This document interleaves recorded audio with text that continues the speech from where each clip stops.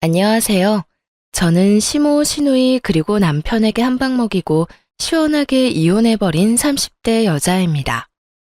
가끔 제가 이혼을 했다고 하면 아무것도 모르면서 좀 참고 살지. 요즘 젊은 사람들은 이혼을 참 쉽게 생각하는 것 같아. 이런 말을 하는 사람들도 종종 있는데요. 그런 말을 들을 때마다 저를 생각해서 해주는 말인 줄 알지만 고구마 100개를 먹은 것처럼 답답한 마음이 드는 건 어쩔 수 없는 일인 것 같아요. 그런 걱정은 굳이 해주지 않아도 될 텐데 하는 마음이 들기도 하고요. 이때까지는 그저 이혼했다는 사실만 밝혔을 뿐 이혼 사유에 대해서 자세히 설명한 적이 없었는데요. 오늘은 제가 평소 애정하는 사연 열차에서 저의 이혼 스토리에 대해 풀어보려고 합니다. 그러면 시작해 보겠습니다. 저와 남편은 흔하디 흔한 소개팅으로 만나 결혼까지 하게 되었어요. 결혼 당시 남편은 모아둔 돈이 별로 없었고 시댁에서도 대학원까지 다니는 시누이 뒷바라지를 하느라 저희 결혼에 도움이 될 형편이 되지 않는 상황이었죠. 형편이 되지 않다고 결혼을 미룰 수도 없는 노릇이고 미룬다고 형편이 더 나아질 것 같지도 않았어요. 그렇다고 없던 일로 하기엔 남편을 너무나도 사랑하고 있었죠. 남편의 능력을 보고 결혼을 결심한 것도 아니었지만 모아둔 것이 없어도 너무 없던 터라 조금 고민스러웠던 것도 사실이에요. 이런 저의 마음을 알았는지 엄마가 선뜻 집을 내어주시더라고요. 딸이 고생하며 사는 것이 싫다고 하시면서요. 혼자의 힘으론 해결이 불가능한 상황이었기에 전 엄마의 도움을 받기로 했고 그렇게 저희는 남들보다 편하게 신혼집을 마련해 살게 되었습니다. 이런 상황을 시댁에서도 알고 친정에 많이 고마워하셨고요. 아가, 이야기 들었어. 사돈께서 집을 내주셨다며? 이렇게 고마운 일이 어디 있겠니? 너도 알다시피 우리가 막내딸 뒷바라지 한다고 하나뿐인 아들 장가가는데 아무 도움도 주지 못해서 마음이 좋지 않았는데 이렇게 도와주신다고 하니 죄송한 마음이 들지만 한편으론 마음이 놓이는구나. 감사하다고 꼭 전해주렴. 네, 어머님. 저희가 잘 살면서 갚으면 되니 어머님은 신경 쓰지 마시고 아가씨께 더 마음 써주세요. 길게 공부하는 게 여간 힘든 일이 아니잖아요. 그렇게 말해주니 고맙구나. 하여튼 우리 아들이 마누라 하나는 잘 골라왔네. 이런 시모였는데 화장실 들어갈 때 마음과 나올 때 마음이 다르다고 하잖아요. 어쩌면 사람이 그럴 수 있는 건지요. 친정에서 집을 받아 결혼할 때는 그렇게나 좋아하며 감사하더니 막상 결혼을 하고 나니 시모가 변하기 시작했어요. 자격지심도 그 정도면 병인데 엄마 집이니 엄마 명의로 두는 것이 당연한 건데도 시모는 저희가 사는 집이면 명의도 당연히 넘길 뿐만 아니라 제 명의도 아닌 공동 명의로 해줘야 하는 것이 아니냐며 딴지를 걸기 시작했어요. 10원짜리 하나 보탠 적도 없는 친정엄마 집을 두고 말이죠. 예, 너 혹시 우리 아들 기 죽이고 그러는 거 아니지? 네? 제가 왜 제 남편 기를 죽여요, 어머님? 그런데 갑자기 그런 말씀은 왜 하시는 거예요? 혹시 남편이 무슨 말 하던가요? 아니, 그런 게 아니라 지금 사는 집이 사돈 명의이지 않니? 그래서 혹시나 우리 아들이 장모집에 산다는 생각에 기죽어 지낼까 봐서 그렇지. 그러게 진작 해주는 김에 명의까지 다 넘겨주면 얼마나 좋아. 공동명의로 말이다. 그랬으면 우리 아들 어깨 축 펴고 살았을 거 아니야. 매번 이유를 바꿔가며 명의 타령을 해대는 것이 지겹지도 않은지 참 끈질기게도 명의를 걸고 넘어지더군요. 몇 달 동안 같은 문제로 걸고 넘어지니 기계적으로 답하던 그러게요 소리도 나오지 않을 지경이었어요. 그래서 전 이 지겨운 명의 문제를 마무리 짓기 위해 조금 단호하게 나가기로 했어요. 어머님, 제가 이런 말까지 하지 않으려고 했는데요. 아무래도 지금 확실하게 하지 않으면 계속 같은 문제로 감정 상할 것 같아서 말씀드릴게요. 왜? 뭐? 무슨 할 말이라도 있니? 혹시 명의 바꿔주신다고 하든? 아니요. 명의는 앞으로도 절대 바뀔 일 없을 거예요. 지금 사는 이 집, 저희 엄마가 힘들게 번 돈으로 마련해서 조금이라도 편하게 생활하시려고 세주고 계시던 집이었어요. 생활비에 꼬박꼬박 보탠대던 집, 딸이랑 사위 대출 걱정하지 말고 살라고 내주신 건데 명의까지 바라면 그게 도둑놈 심보 아닐까요? 심지어 집 세금도 여전히 엄마가 내고 계신다고요. 한 푼이라도 더 모아야 저희도 안정된 생활할 수 있다고 하시면서요. 그러니까 앞으로 명의 문제는 꺼내지 말아주셨으면 해요. 이렇게까지 말하면 양심에 찔려서라도 아무 말 못하겠지 했는데 시모는 제 생각보다 더 양심은커녕 생각조차 없는 사람이더군요. 무슨 말을 그렇게 하냐며 도리어 저에게 화를 내기 시작했으니까요. 아니 얘, 너 무슨 말을 그렇게 하니? 도둑놈 심보라니? 넌 내 아들이 도둑놈이란 이 말이니? 진명이 돌리라고 하는 내가 도둑년이란 이 말이야? 시집 온 지 얼마 되지도 않고 해서 될 수 있으면 큰 소리 안 내고 좋게 지내보려고 했더니 너 도저히 안 되겠구나. 아니 어머님, 제 말은 그런 말이 아니잖아요. 매번 전화하실 때마다 명의 문제로 열을 올리시니 어머님이 바라시는 일은 일어날 일이 없다고 알려드린 거예요. 다 됐고, 너 이번 주 주말에 집에 좀 오거라. 네가 할 일이 있어. 이러고 끊어버리는데 정말 사람 미칠 지경이더군요. 제가 노는 사람도 아니고 저도 엄연히 회사 생활을 하는 데다가 시댁까지 3시간은 넘게 걸리는데 특별한 날도 아니고 저를 골탕 먹이려고 하는 것이 뻔히 보이는데 이를 어쩐다 싶었어요. 저는 하는 수 없이 남편에게 이러한 사실들을 털어놓으며 남편에게 도움을 구하기로 했죠. 여보, 사실은 어머님께서 결혼하고 난 후로 계속 우리가 사는 집 명의까지 넘겨받아야 하는 거 아니냐고 하셔. 그것도 공동명의. 그게 당신 기 세워주는 일이라면서 하시는데 내가 매번 그건 좀 곤란하다고 해도 늘 같은 말만 하시네. 그랬어? 그런 일이 있었으면 진작 말을 하지 그랬어. 엄마도 참 욕심이 과하셨네. 당신 걱정되는 마음에 그렇게 말씀하시는 거 알겠는데 이번에 또 전화와서 그러시길래 그건 안 되는 일이라고 좀 단호하게 말했더니 주말에 집에 오라고 하시더라고. 할 일이 있다면서. 어떻게 하지? 어떻게 하긴 뭘 어떻게 해. 가면 혼은 혼대로 나고 일은 일대로 할 게 뻔한데. 가지마. 내가 엄마한테 전화해서 일 있다고 잘 말할게.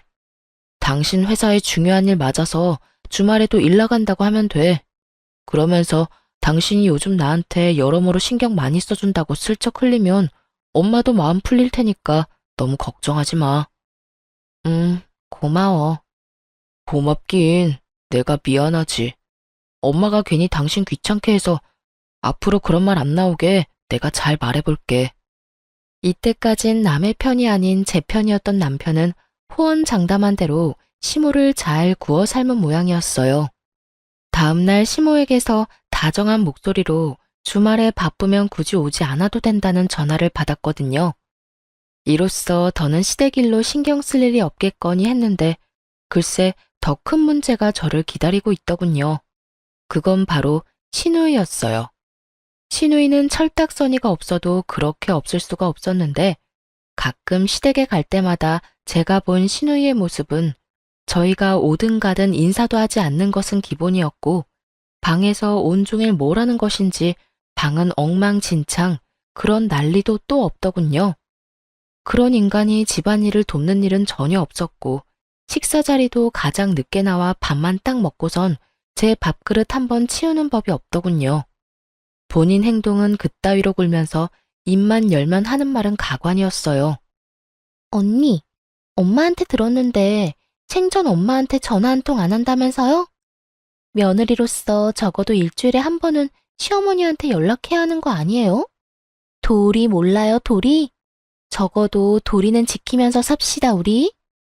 그거야 제가 연락드리기 전에 어머님이 전화를 주시니까 굳이 제가 할 필요가 없어서요. 어머님께서 일주일에 많으면 4번, 적어도 2번은 연락해 주시는데 굳이 저까지 연락을 드려야 할까요? 아무리 그래도 엄마가 먼저 하는 거랑 언니가 먼저 하는 거랑 느낌이 다르잖아요. 아무튼 언니도 엄마한테 연락 좀 하고 살라고요. 아가씨, 연락 문제는 어머님이랑 저랑 알아서 할게요.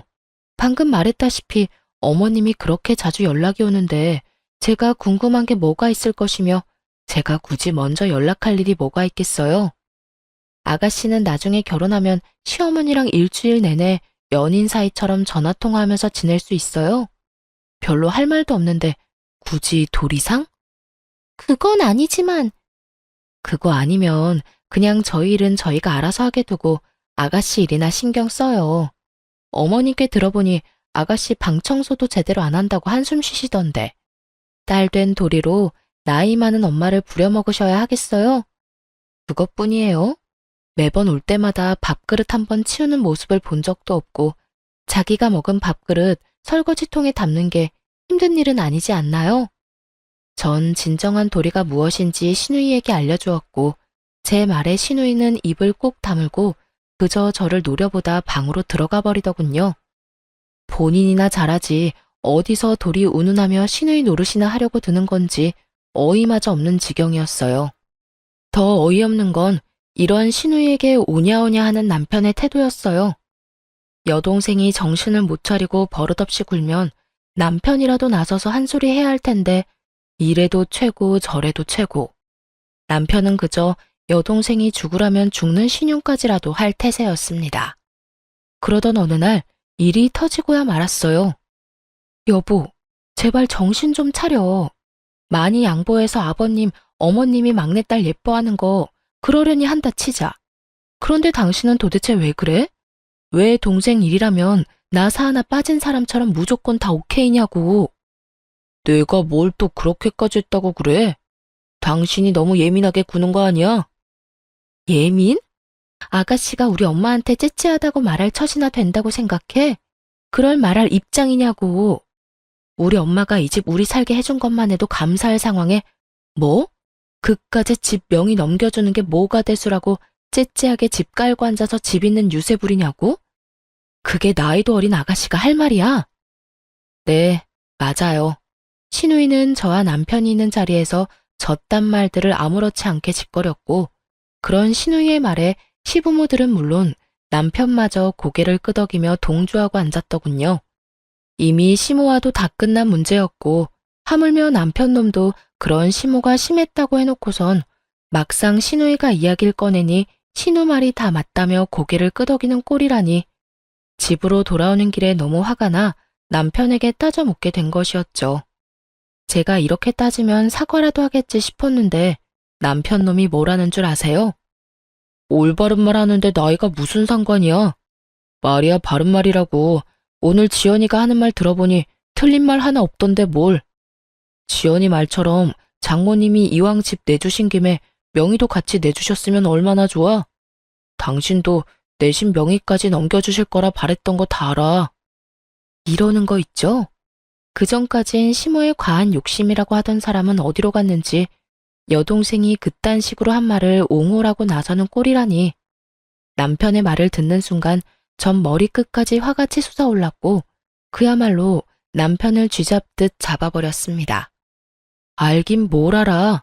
내가 당신이랑 당신 집 같은 줄 알아? 어떻게 사람들이 양심이 없어? 새 한 푼 내지 않고 우리 엄마 집에서 살면서 뭐? 이젠 명의까지 내놓으라고? 거기에다 째째해. 당신은 다를 줄 알았는데 뭐가 어쩌고 저째? 이럴 줄 알았으면 엄마가 집 들어가서 그냥 살라고 할 때 반대하는 거였어. 아니다. 지금이라도 늦지 않았네. 우리 이사 나가. 이사 나가서 대출을 껴서 집을 사든 월세살이를 하든 그렇게 하자고. 난 더는 우리 엄마한테 감사하기는커녕 명의까지 탐내는 당신이랑 우리 엄마 집에서 못 살아. 제 말에서 깊은 분노를 느낀 남편은 서둘러 그런 뜻이 아니었다며 저를 달래기 시작했고 집에 도착할 때까지 전 한마디도 하지 않았어요. 화가 너무 난 상태였던지라 입을 여는 순간 이혼이라는 말이 나올 것만 같았거든요.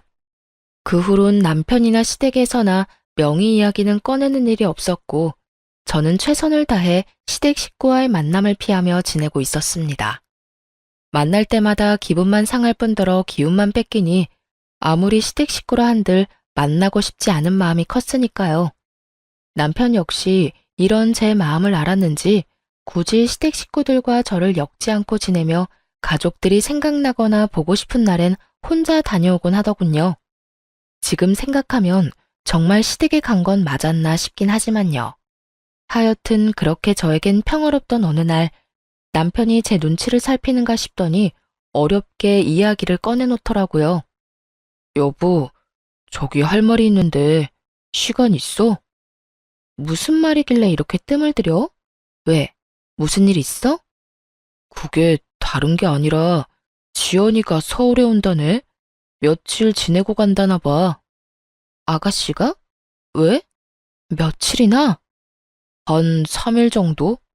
놀러 오는 게 아니라 취업 때문에 여기저기 자리 알아본다고 올라온다는데 우리 집에서 좀 지내면 안 돼? 평소 시누이가 집에서 어떤 꼴로 지내는지 뻔히 아는데 저희 집에 들일 순 없는 노릇이었죠. 하물며 서로 앙금도 남아있던 터라 더욱 집에서 지내게 하고 싶진 않더라고요. 누군 고작 3일이라고 할 수도 있겠지만 저에겐 그 3일이 지옥 같을 것이라 믿어 의심치 않았기에 저는 고민할 것도 없이 남편에게 이렇게 말했어요. 당신도 알지? 그때 일로 아가씨나 나나 아직 앙금 남아있는 거. 거기에다 그때 아가씨 그 말 때문에 우리 크게 싸우기까지 했었어. 그런데 우리 집에 아가씨를 3일이나 지내게 하자고? 난 싫어. 절대 싫어. 그리고 아가씨 자기 손으로 뭐 하나 할 줄 아는 것도 없잖아. 나보고 회사 일에 당신 뒷바라지 하는 것도 모자라 아가씨 뒷바라지까지 하라고? 아, 싫어. 여러모로 다 싫어. 그러면 어떻게 해? 서울에 친구도 없다는데. 그러지 말고 당신이 이번 한 번만 양보해줘. 한 번이 두 번 되고 두 번이 세 번 되는 법이야. 난 싫으니까 정 안 되겠으면 호텔이라도 보내든가. 아마 모르긴 몰라도 아가씨는 우리 집보다 호텔이 더 좋다고 할 거다. 왜? 사진 찍어서 인스타 올리고 이런 거 좀 좋아해? 그런가? 하긴 그럴 수도 있겠네. 괜히 우리 집 와서 당신하고 또 싸우기라도 하면 생각만 해도 피곤하다. 그러면 나 지연이 호텔비 결제해 줄 테니까 결제 내역에 호텔 있어도 괜한 오해하지 마. 알겠어. 오해 같은 거 절대 안 할 테니까 집으로나 데리고 오지 마. 그렇게 시누이는 3일 동안 호텔에서 지내게 되었고 저의 예상대로 시누이는 섭섭해하기는커녕 호텔에서 지내는 3일 동안 아주 만족하며 지냈다고 하더군요. 하긴 돈이 얼만데 싫다고 할 수 있겠어요. 그 뒤로도 종종 시누이가 면접 때문에 서울로 올 때면 호텔에서 지내게 되었고 그럴 때마다 남편이 달려가 결제를 해주곤 했어요. 생각보다 그 지출이 커 아까운 마음이 없었던 건 아니었지만 집으로 데리고 와 서로 얼굴 붉히고 괜한 에너지 쏟는 것보단 나은 것이라 생각했기에 그저 지켜만 보고 있었죠. 그런데 아무리 취업 때문이라고는 하지만 시누이가 너무 자주 올라온다는 생각을 지울 수가 없더라고요. 처음엔 결제만 해주고 오던 남편도 시누이가 오는 날엔 함께 저녁을 먹는다며 늦기 시작하더니 어느 순간부턴 함께 면접 준비를 한다며 외박을 하는 날도 종종 생기더군요. 그날 역시 그런 날이었어요. 여보, 오늘 지연이 오는 거 알지? 매번 면접에서 떨어지고 지연이가 요즘 힘들어해. 그래서 하는 말인데 오늘도 지연이랑 있으면서 면접 연습 좀 하려고. 그러면 오늘도 안 들어오는 거야? 아마도? 될 수 있으면 늦게라도 오겠지만 혹시 모르는 일이니까 기다리지 마. 알겠지? 고생해. 괜히 아가씨 호텔로 보냈나? 집에서 지냈으면 당신이 이렇게까지 고생 안 해도 되는 건데. 아니야. 당신 말대로 집에서 지냈으면 내가 더 힘들었겠다 싶기도 해. 당신이랑 지연이 서로 안 맞는 건 사실이잖아. 나도 지연이랑 당신이랑 다투기라도 하면 무턱대고 당신 편을 들 수도 없고 호텔에서 지내는 게 여러모로 좋은 결정이었어. 그러니까 그런 신경 쓰지 말고 퇴근하고 와서 푹 쉬어. 알겠어. 조금 미안하더군요. 남편의 외박이 잦아지며 쎄한 기분이 들었는데 저렇게까지 저를 신경 써주고 있었다니 괜히 미안한 마음이 들기도 하더라고요. 그런 마음이 들자 그래도 시누이가 취업 좀 해보겠다고 서울까지 와서 저 고생을 하는데 언니라는 사람이 마냥 손 놓고 있는 것도 좀 아니란 생각도 들었고요. 그래서 전 퇴근 후 호텔로 찾아가게 되었습니다. 평소 남편이 시누이가 올 때마다 결제해주던 호텔을 알고 있었던 터라 호텔로 찾아가 남편에게 전화를 걸었지만 전화를 받지 않더라고요. 바쁜가 하는 마음에 시누이에게 전화를 걸려는 순간 남편의 뒤통수가 보이더군요. 시누이가 아닌 낯선 여자와 끌어안다시피 어깨동무를 하고 걸어가고 있는 남편의 뒤통수가요. 그 순간 저는 정말 이성의 끈을 놔버렸고 그대로 두 연놈에게 말 그대로 돌진을 하고 말았습니다. 야, 그 여자가 네 여동생이냐? 저는 소리를 질러버렸고 저를 발견한 남편은 많이 당황한 듯 뒷걸음질을 치며 말까지 더듬고 있더군요. 여보, 여길 어떻게, 그게 어떻게 된 일이라면, 그게 말이지. 현장에서 딱 걸렸으니 무슨 변명이 필요하겠어요? 아니, 무슨 말이 생각이나 나겠습니까? 남편은 어떤 말도 생각이 나지 않는지 그저 같은 말을 반복하며 저를 보고 있더라고요. 그래, 무슨 할 말이 있겠어. 이렇게 현장에서 딱 걸렸는데 말이야. 언제부터니? 도대체 언제부터 바람 피우고 돌아다녔냐고. 그리고 바람을 피우려거든 들키지나 말지. 떡하니 아가씨가 드나들던 호텔에서 이러고 싶니? 내가 찾아올 거란 생각은 전혀 하지 못한 거야. 그 머리로 어떻게 대학은 가고 어떻게 취업을 했니? 저는 고래고래 소리를 질러댔고 그 순간 상간녀는 제 눈치를 살핀다 싶더니 도망치려 자세를 잡고 있더군요. 그래서 그냥 도망치게 뒀냐고요? 그럴 리가요. 뒤를 돌아 금방이라도 달려나가려는 상간녀의 머리채를 그대로 확 잡아버렸어요. 야, 감히 어딜 도망가려고? 이 상황 수습은 해놓고 가야 할 거 아니야. 보아하니 하루 이틀 만난 사이는 아닌 것 같은데 두 사람 언제부터 만났니? 내 남편 언제부터 만났냐고. 이거 놓고 말해요. 머리카락 다 뽑힌다고요. 아, 진짜 쪽팔리게 이게 뭐예요? 이렇게 우악스럽게 굴지 말고 이거 놓고 대화로 하자고요. 교양 없게 이게 무슨 짓이에요? 교양? 교양 같은 소리 하네. 너는 교양이 철철 흘러넘쳐서 가정 있는 남자랑 호텔 오니? 내가 아는 교양은 그런 말이 아니었는데 요즘은 바뀌었나 보다. 그쪽 남편이랑 그런 사이 아니거든요? 그래. 거래처 사람인데 급하게 받아야 할 자료가 있어서 잠시 들린 거라고요. 여기 있다고 하길래 잠시 온 거라고. 아무것도 모르면서. 그러니까 얼른 놔달라고요. 아, 너희 회사에선 거래처 사람이랑 어깨동무도 하고 호텔 로비에서 뽀뽀도 하고 그러는가 봐. 왜? 이것도 아니라고 우겨보시지? 여기 CCTV 쫙 깔려 있거든? 너도 눈은 있지? 여기도 저기도 CCTV 달려있는 거. 이게 잘못했다고 싹싹 빌어도 모자랄 판국에 뭐? 아무것도 몰라? 저는 미친 소리를 짓거려대는 상간녀의 머리채를 잡고 흔들어버렸고 벙쪄있던 남편놈이 이러다 상간녀 잡겠다 싶었는지 급하게 저를 저지하고 나서더군요. 여보, 그만해. 이러다 사람 잡겠어. 내가 다 설명할 테니 우선 이 사람 보내고 집에 가. 집에 가서 이야기하자고. 남편은 필사적으로 제 소나기에서 상간녀를 떼놓았고 제가 그런 남편을 노려보는 사이 상간녀는 걸음아 나 살려라 도망을 치더라고요. 저에게 머리채를 뜯기느라 내팽겨쳐진 가방도 챙기지 못하고요. 전 그런 상간녀의 가방을 챙겨 집으로 돌아와 버렸고 남편 역시 그런 저의 뒤를 따라 집으로 들어오더군요. 여보, 내가 진짜 미쳤었나 봐. 당신을 두고 내가 그런 짓까지 하면 안 되는 거였는데 한 번만 용서해주면 안 될까? 당신은 못 믿겠지만 정말 처음이었어. 사랑, 이런 감정이 아니라 한순간 충동, 그래, 충동 같은 거였다고. 나한텐 당신뿐인 거 누구보다 당신이 더 잘 알잖아. 나한테 여자는 당신뿐이야. 내가 사랑하는 사람은 당신뿐이라고. 정말 마음을 준 적은 단 한 번도 없었다고. 정말 웃기지도 않은 소리지 않나요? 왜 바람 피우는 것들은 하나같이 이런 말을 하는 건지. 어디 외도 학원이라도 다니는 것인지 남편은 외도를 저지르다 들킨 인간들의 단골 대사들을 줄지어 읊어대기 시작하더군요. 다른 건 몰라도 폭력, 외도, 도박은 절대 고칠 수 없는 병이라고 생각하던 저였기에 두말할 것 없이 이혼을 말하게 되었죠. 이제 와서 사랑? 마음은 준 적 없어? 그 말을 내가 어떻게 믿어?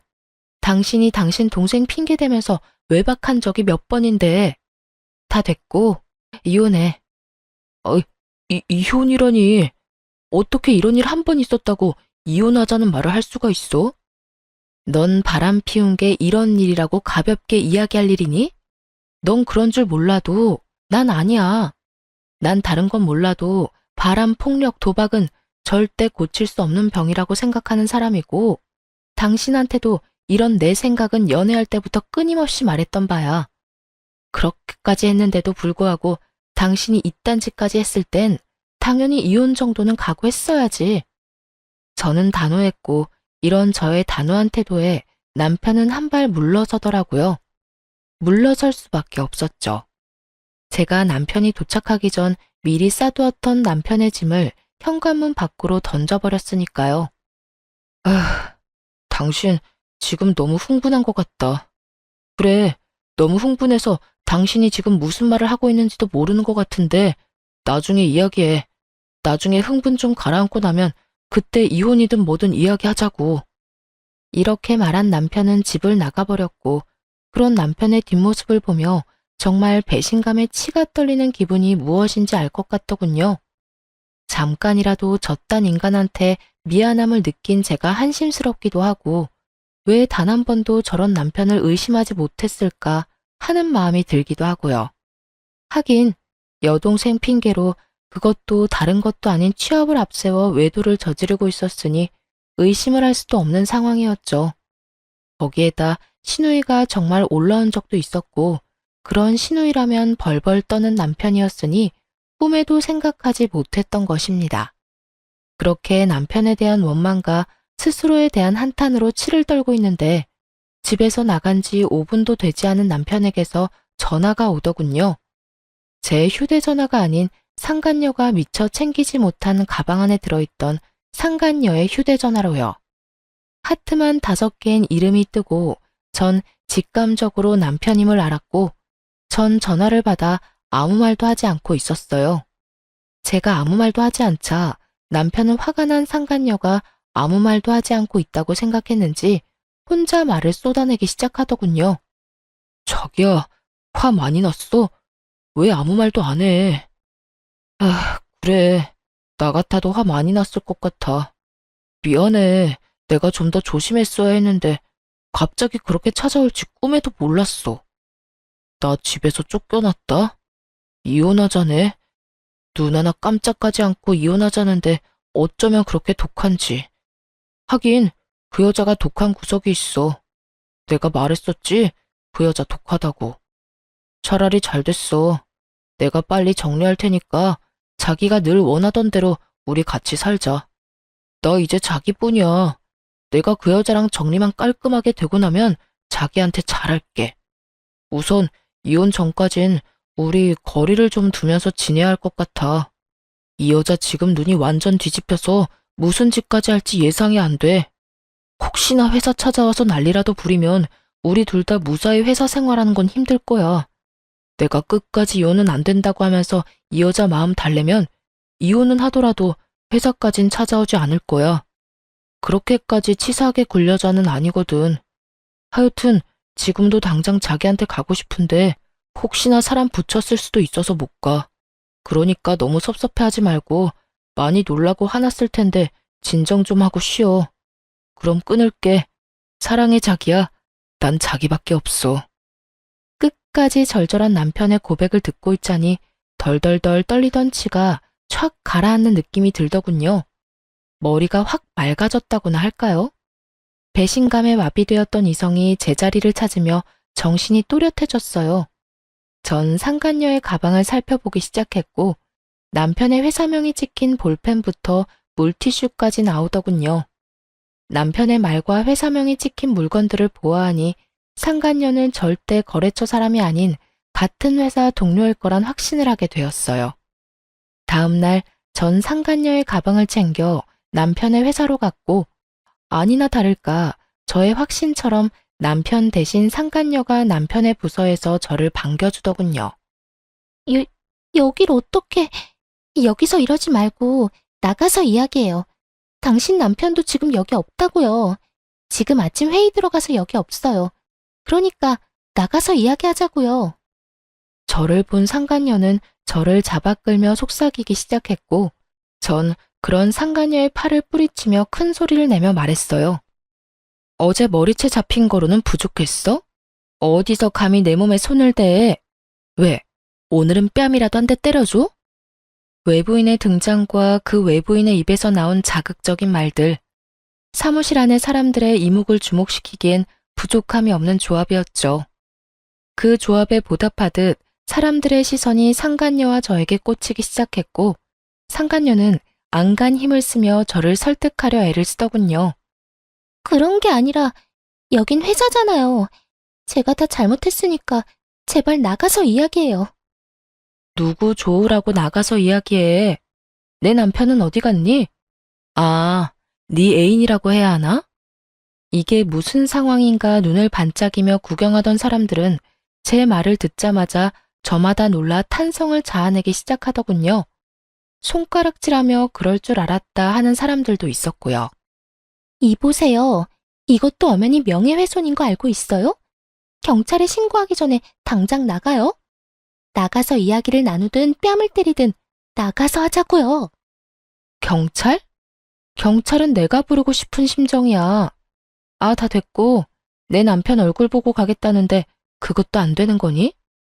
호텔은 너랑 다녀도 호적은 아직 내 남편인데 얼굴 정도는 보고 가야 하지 않겠어? 이호민 씨, 혹시 이호민 씨 어디 갔나요? 제 입에서 남편의 이름이 나오는 순간 남편이 저에게로 달려오는 모습이 보이더군요. 얼굴이 사색이 되어서요.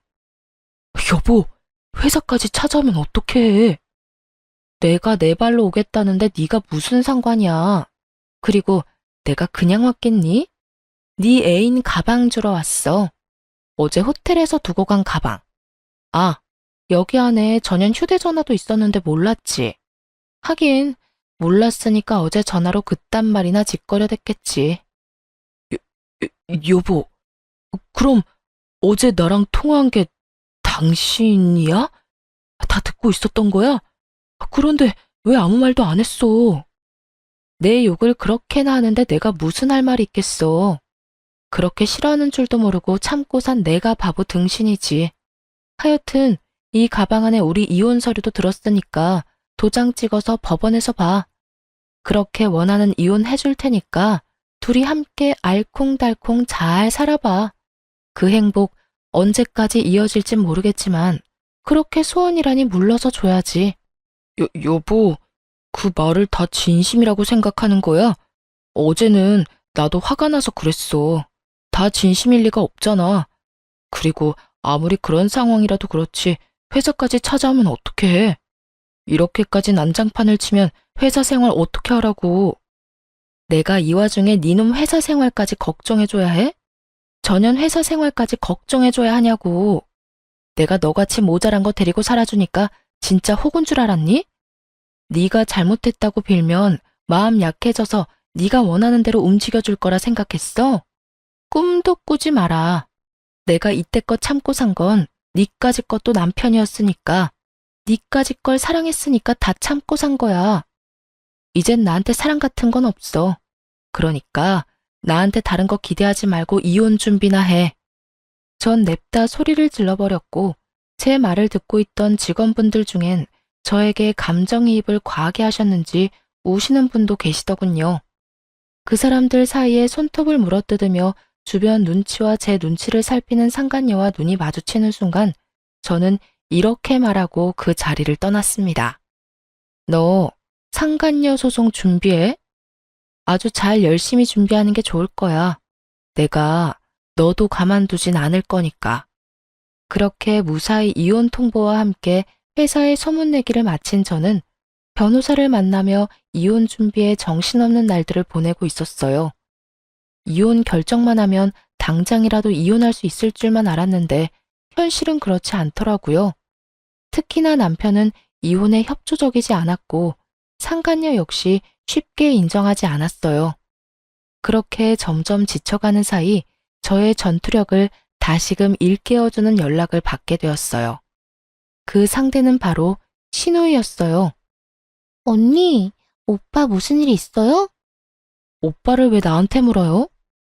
오빠를 언니한테 묻지, 그러면 누구한테 물어요? 여전히 되바라진 신우이의 말을 듣고 있자니 남편 놈이 아직 시댁엔 아무 말도 하지 않았구나 싶더라고요. 이 꼴을 보기 싫어서라도 제 입으로 다 말을 해버릴까 싶기도 했지만 그래도 이런 건 본인 입으로 해야 한다 싶은 마음에 조금 참기로 했죠. 오빠 바쁠 거예요. 요즘 이런저런 일이 많아서 정신 없을 거예요. 왜요? 무슨 일 있어요? 급한 일이면 회사로 전화해 보든가요. 급하긴 한데 회사까지 연락할 일은 아니고, 그냥 언니한테 말할게요. 저 드디어 취업이 됐는데 오빠 집이랑 가깝더라고요. 한 번에 가는 교통편도 있고. 그래서 말인데 저 따로 지낼 곳 구할 때까지 오빠 집에서 지내도 되죠? 한 달 정도면 되지 않을까 싶은데. 역시는 역시다 싶더군요. 어쩌면 처음부터 끝까지 이리도 당당하게 사람 속을 뒤집어 놓을 수가 있는지 전 당연히 안 된다고 했고 신우이는 개거품을 물며 따지기 시작했어요. 하루도 절대 안 되는 판국에 한 달이요? 될 거라고 생각하는 건 아니죠? 혹여나 그런 기대 같은 거 하는 거면 버려요. 난 절대 내 집에 아가씨를 들일 생각 따윈 없으니까. 그러니까 받을 때까지 오빠한테 전화해서 그 잘난 아가씨 오빠랑 상의해요. 애먼 사람 괴롭힘을 생각하지 말고. 말 진짜 섭섭하게 하네. 언니, 오빠만 가족이에요? 언니도 엄연히 저랑 가족이잖아요. 이럴 땐 가족끼리 발벗고 서로 돕고 사는 게 도리라고요.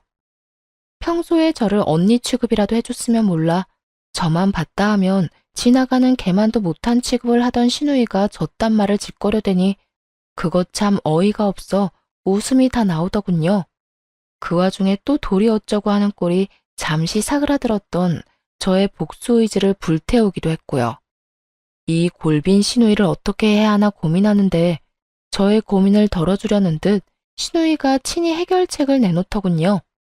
언니, 다 됐고, 언니가 그렇게 싫다고 하니 그냥 호텔로 갈게요. 매번 지내던 호텔 알죠? 거기서 한 달 지내면서 집 알아보면 되겠네. 호텔이요? 한 달? 그 돈이 얼만 줄이나 알아요? 한두 푼도 아니고 괜찮겠어요? 호텔비? 그건 언니가 줄 거잖아요. 집에도 못 오게 했으면 적어도 비용이라도 지원해줘야 하는 게 도리 아니에요? 호텔도 처음엔 혼자 있으려니 무섭기도 하고 그랬는데 생각해보니까 언니 집보단 호텔이 더 편할 것 같아요. 청소해줘, 밥 줘. 무엇보다 돈이 비싸서 그런가? 침대가 너무 좋은 거 있죠? 대단하지 않나요? 저한테 돈을 맡겨둔 것도 아니고 어쩌면 이리도 당당하게 지원이란 말을 쓸 수가 있는 것인지 심지어 지원해줄 사람은 지원할 생각도 한 적이 없는데 말이죠. 여기까지만 해도 어이가 없는데 신우이는 쉬지 않고 그 다음 계획을 털어놓고 있더라고요. 아, 집도 사실은 받은 집이 있긴 한데 보증금이 비싸서 그렇지 월세는 꽤 괜찮더라고요. 그냥 거기로 계약할까 싶은데 언니가 보증금은 도와줄 거죠? 1,000만 원 정도면 될 것 같아요. 가족 좋은 게 뭐예요? 이럴 때 돕고 살아야 하지 않겠어요? 언니 시집 올 때 나한테 해준 거 아무것도 없으니까 그걸로 퉁칠게요. 그럼 언니만 믿고 계약해요. 이러고 전화를 뚝 끊어버리더군요. 그 예의란 밥 말아먹은 전화 예절이 이럴 땐 참 고맙더라고요. 통화가 조금만 더 길어졌다간 이혼 소송 중이란 말을 털어놓으며 나와는 상관없는 일이니 다신 이런 일로 전화하지 말란 말을 하기 직전이었으니까요. 그렇게 전 신우이가 제 무덤 스스로 파는 짓거리를 방치한 채 이혼을 성공리해하게 되었습니다. 결혼하며 쓴 돈들은 거의 회수하고도 남을 위자료와 상간녀에게까지 위자료를 받고 이혼하게 된 것이죠. 그 정도 위자료까진 기대하지 않았는데 다 출중한 변호사분 덕분이었죠. 두 사람은 회사에서 권고사직을 당한 상태로 보였고 계획대로 되는 일이 없자 사이도 틀어진 것 같더라고요. 이게 다 너 때문이야. 이게 왜 나 때문이야? 다 네 놈 때문이지. 유부남이면 유부남답게 행동했어야지. 내가 뭘 어쨌다고. 그렇게 말하는 너야말로 나 유부남인 거 다 알면서 나한테 꼬리쳤잖아. 말술을 마시면서 맥주 한 잔 먹고 어지럽다고 하질 않나. 호텔 구경을 하고 싶다고 하질 않나. 내가 미쳤지. 이런 상여인 줄도 모르고 넘어간 내가 한심한 놈이지. 그러게, 누가 넘어오래? 좋다고 넘어온 사람이 누군데. 그리고 너만 손해가 막심한 줄 알아? 나도 마찬가지다 이거야. 내 나이가 몇 살인데. 회사 잘린 것도 모자라 상간녀 딱지까지 어떻게 책임질 거야? 내가 왜 책임져? 자기 인생은 스스로 책임지고 챙기고 살아야지. 하여튼 소송만 끝나면 다신 보지 말자. 니년만 보면 화가 치밀어 오른다고. 어쩌다 니년 같은 걸 만나서 내 꼴이 이렇게 됐나 해서. 이렇게 네가 잘했니 내가 잘했니 싸우는 꼴을 종종 보이곤 했으니까요. 이것만으로도 통쾌한데 더 통쾌한 일이 저를 기다리고 있더군요. 이혼하고 난 후 전 남편이 이혼 소식을 시댁에 전했는지 화가 잔뜩 난 전 시누이에게서 연락이 왔더라고요. 언니, 이혼했다는 거 사실이에요? 왜요? 왜 이혼했는데요? 내가 그런 것까지 너한테 말해야 하니? 내가 왜? 너, 지금 너라고 했어요? 아, 이혼했다 이거예요? 됐다 됐어. 그깟 호칭이 뭐라고. 다 됐으니까 이혼했어도 내 호텔비랑 보증금은 해줄 거죠? 나 방 계약도 다 했단 말이에요. 아이 참, 왜 이혼하고 난리야? 왜 나한테 한마디 상의도 없이 이혼하냐고. 간도 크다 했어요. 저는 이러다 할 대답도 하지 않았는데 덜컥 방부터 계약했다고 난리를 부려대더군요. 거기에다 한 달이 남짓한 시간 동안 정말 호텔에서만 쭉 지낸 듯 했고요. 내가 왜? 내가 언제 해준다고 했었나? 그리고 아주 만약에 내가 이혼 안 했더라도 네 호텔비는커녕 보증금 따위 줄 생각은 전혀 없었어. 그런데 지금 이 상황에 내가 왜 너한테 돈을 주겠니? 꿈 좀 깨라. 이제 와서 그렇게나 하면 어떡해요. 지금 쓴 돈이 얼만데. 그러지 말고 호텔비는 오빠한테 달라고 할 테니까 보증금이라도 좀 해달라고요. 마지막 선물. 그래, 마지막으로 나한테 주는 선물이라고 생각하면 되겠네. 마지막 돌이라고 생각하고 오빠한테 받은 위자료로 딱 보증금만 해줘요. 해달라고요. 아, 해달라고. 이러면서 악을 쓰기 시작하는데 도저히 좋은 말론 말이 통하지 않겠더라고요. 제 입 더러워지는 것이 싫어 험한 말은 하고 싶지 않았는데 하는 수 없겠더군요. 이런 미친년이 있나? 야, 미쳐도 곱게 미쳐. 너 나한테 돈 맡겨놨어? 어디 빚쟁이처럼 돈 내놓으라고 이 난리야? 네가 쓰고 네가 쓴 돈 네가 알아서 해결해. 그리고 말끝마다 돌이 찾아대는데 그 좋아하는 돌이 너나 잘 지켜. 나이 먹고 자기 밥그릇 하나 씻을 줄도 모르고 자기 방 청소 한 번 제대로 한 적 없는 년이 어디서 감히 돌이 타령이야? 다시 한번 전화해서 돈 내놔라 하기만 해봐. 내가 네 회사까지 찾아가서 입사하자마자 잘리게 해줄 거니까. 알겠으면 끊어. 제 말이 통했는지 그 뒤론 연락 같은 건 오지 않더라고요. 얼마나 통쾌했는지 모릅니다. 제 입까지 더럽힌 것이 못내 찝찝하긴 했지만 어찌되었든 할 말은 다 했으니까 그걸로 됐다 싶었어요.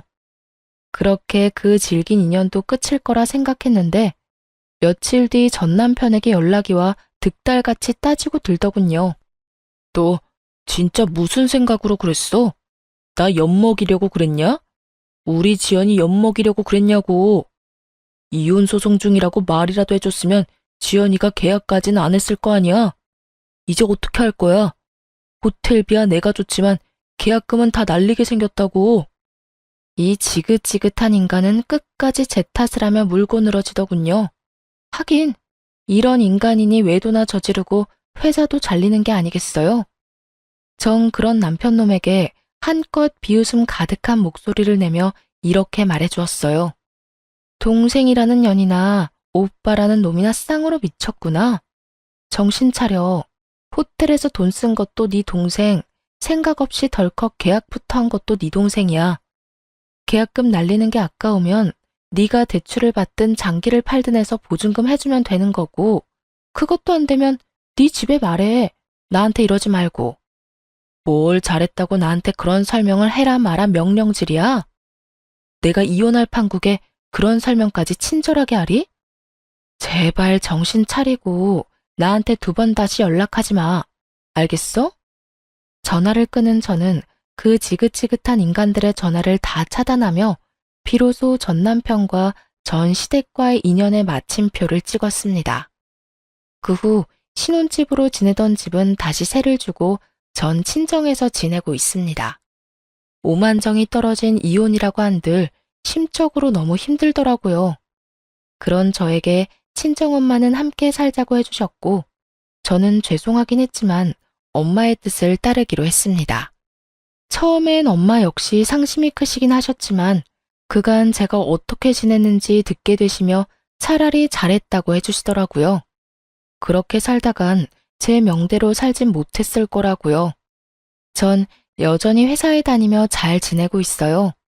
이혼 이후 그간 꽉 막혔던 운이 트이는 듯 일도 잘 진행된다 싶더니 현재는 진급까지 앞두고 있어요.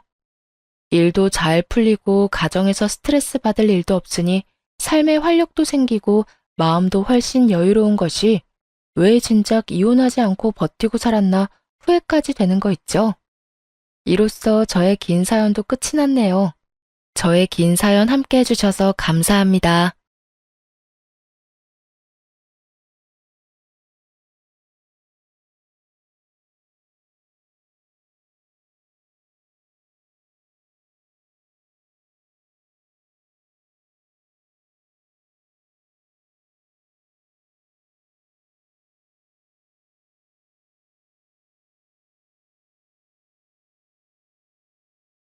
안녕하세요.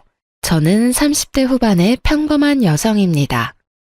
전 남편에게 정말 말도 안 되는 일을 당했는데 복수를 하고도 분이 덜 풀려 여기서 이 한 좀 풀어보고자 사연글을 작성하게 됐어요. 저는 몰랐어요. 악연이란 언제나 인연으로 위장하고 있다는 걸요. 그래요. 처음에 남편과 만났을 때는 정말로 인연이라는 생각을 했어요. 솔직히 연애할 때는 다들 그렇잖아요. 나한테 잘해주는 남자가 제일 좋은 신랑감이라고 생각하죠. 그 사람이 언제나 나를 지켜줄 것 같고 언제나 저와 함께할 것 같은 착각. 저도 그렇게 착각했었어요. 착하고 순수하며 제 마음을 잘 읽어주는 건 사실 결혼하고 나면 그렇게 중요한 건 아니었어요. 제일 중요하게 봐야 할 것을 보지 못하고 섣부른 결혼을 선택한 제가 결국 결혼 4년 만에 이혼을 하게 된 건 어찌 보면 당연한 일이었을지도 몰라요. 저는 애견 미용사였어요. 어릴 때부터 귀엽고 깜찍하고 충성스러운 강아지를 좋아했고 결국에는 그것이 제 진로에 큰 영향을 미쳤죠. 저희 친정이 엄청 부자는 아니었지만 가게 보증금은 빌려줄 정도로 여유는 있으셨고 그렇게 미용을 배운 후부터는 제 가게를 꾸려나가며 일을 했어요. 남편은 당시에 나이가 든 강아지를 한 마리 기르고 있었는데 그 강아지의 미용을 제게 맡기면서 저와 손님 직원의 관계로 알게 됐어요. 정기적으로 미용을 맡기던 남편이 예약 문자가 아닌 강아지의 죽음 소식을 알려온 날부터 저희는 더 이상 손님과 직원의 관계가 아니게 되었습니다. 그렇게 연락을 하고 서로 호감을 가지기 시작했어요. 그렇게 결혼 이야기가 오가고 처음으로 시댁에 방문하게 되었어요. 그런데 분위기가 상당히 묘했던 것이 아직도 기억에 남아요. 뭔가 꺼림칙하고 서먹하고 거리감 있는 느낌. 아무리 봐도 화목한 집안이라는 생각은 들지 않았거든요. 사실 도리어 그 서먹함이 다행일지도 모른다는 생각을 했어요. 남편이 서먹할 정도면 결혼 후에도 시댁과 딱히 가깝게 지내거나 엄청 신경 써야 할 정도는 아니겠지. 난 그 정도 선만 유지하면 되겠지. 하는 생각만 그때 했어요. 멍청하게도. 가족이 화목하지 못한 것에는 분명 이유가 있음에도 말이죠. 어쨌든 함께 인사를 갔는데도 부모님은 떨떠름한 느낌이었습니다. 시부모는 시골에서 밭일을 하는 사람이었는데 가진 거라고는 시골집 한 채뿐인 분들이셨어요. 밭도 다른 사람에게 빌려서 농사 짓고 있었고요. 정말 후다닥 인사만 하고 올라와야 했을 정도로 시부모님은 저희와 대화조차도 제대로 나누려 하지 않으셨어요. 그 이유는 결혼식이 끝나갈 때쯤 알게 되었습니다. 저는 남편과 연애하는 1년 동안 남편이 외동아들이라고 생각했어요. 그런데 위로 형님이 하나 있었더군요. 더 웃긴 건 남편에게 형이 있다는 이야기를 결혼식에 온 남편 친척의 입으로 듣게 됐다는 거예요. 아유, 결혼 결정하기 힘들었을 텐데. 그래도 이 집 둘째 아들은 야무지니까 괜찮을 거야. 사람만 보고 결혼하면 나쁘지도 않지. 덕담이라고 전해줬다고 하기엔 너무도 꺼림칙한 말에 제가 모르는 첫째 아들 이야기까지. 첫째 아들에게는 하자가 있다는 식으로 들리는 말에 저는 뭔가 이상하다고 생각했지만 그때는 이미 결혼식이 한창이었으니 자세히 생각할 시간도 없었어요. 시아주버님이든 누구든 어차피 시댁과 남편이 저렇게 소원한데 우리한테 영향을 미칠까? 그런 아니란 생각만 했죠. 그런데 그 시숙은 말 그대로 인간 쓰레기였어요. 그것도 활용 불가능하고 처치곤란인 쓰레기. 나름대로 저에게는 행복한 결혼식이 끝나가고 마지막으로 예식장 식대 계산하는 시간이 됐죠. 저는 부모님과 계산을 했는데 시댁에서 갑자기 부산스럽게 난리가 났더라고요. 뭐? 돈 가방이 왜 없어져? 축의금 잘 챙긴 거 맞아? 사촌동생이 어깨에 꼭 메고 다녔는데 순식간에 열린 상태로 안에 내용물이 다 사라졌어요. CCTV 돌려보니까 형이... 아이고, 그것이 또 어디서 소식을 기어듣고 나왔구나. 그 역병 같은 놈이 또 나왔어. 이를 어쩌냐? 그 돈이 없으면 지금 당장은 식대 낼 돈도 없어. 남편과 시부의 대화에 저는 못 본 척 할 수가 없어서 남편에게 슬쩍 다가가 말했어요. 무슨 일 있어? 자기야. 저기, 미안한데 우리 식대 좀 대신 내줄 수 없을까?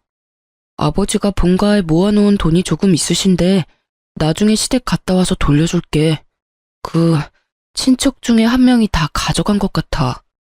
미안하다며 이마를 연신 매만지던 남편의 모습에서 민망함과 곤란함이 묻어나왔기에 저는 일단 이 상황을 수습하기로 했어요. 게다가 시부가 식대를 돌려준다고 했으니 괜찮을 거라는 생각도 했거든요. 저는 친정아버지에게 부탁해 남은 축의금을 남편의 식대로 썼어요. 친정아버지는 기분이 좋지 않아 보였죠. 단순히 축의금의 절반을 당장 빌려줘서가 아니라 이렇게 경사스러운 날 딸이 시집 가는데 벌써부터 사돈댁에서 잡음이 터져나오니 불안한 마음이 더 컸던 것 같았어요. 그렇게 결혼식이 끝나고 저희는 공항으로 갔습니다. 시 끝나고 몇 시간의 여유를 두긴 했지만 당일 신혼여행을 가기로 했거든요. 그런데 비행기 탑승을 기다리던 그때 남편에게 전화가 한 통 왔습니다. 여보세요? 네, 아버지. 네. 뭐라고요? 집에 도둑이 들었다고요? 저는 순간 뭔가 잘못되어 가는 걸 느꼈어요. 짜증과 곤란이 뒤섞인 표정으로 전화를 끄는 남편은 제 눈을 피하며 한숨만 내쉬고 있었습니다. 아버님 댁에 도둑 들었대? 그게 아버지가 집에 모아두신 쌈짓돈을 다 털렸나 봐. 그래서 장인어른한테 드려야 할 돈을 아무래도 좀 늦게 갚아야 될 것 같은데. 그 이야기에 저도 많이 놀랐어요. 축의금을 도둑 맞은 것도 그렇고 본가까지 털린 걸 보니 뭔가 문제가 있다 싶었죠. 혹시 그 당신 형이라는 사람 말이야. 그렇게 이야기를 꺼내는데 남편 폰으로 문자가 하나 도착했어요. 남편이 그 문자를 읽더니 완전 빡친 얼굴로 폰을 바닥에 내동댕이 쳐버리는 거예요.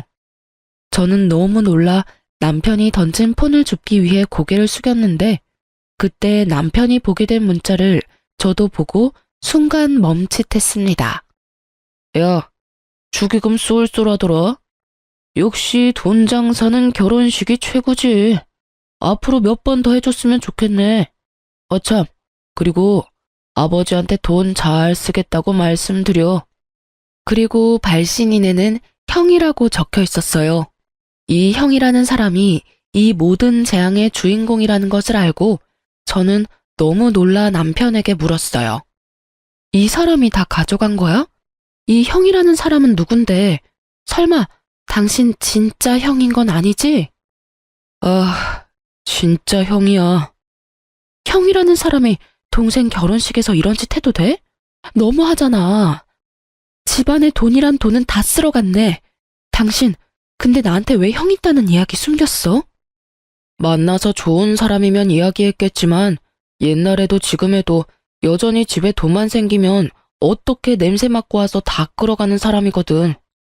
어릴 때 살던 집도 몇 번이나 털렸고 아버지 통장에 있던 적금도 다 깨서 가져가고 논이며 밭이며 팔아먹은 것도 엄청나거든.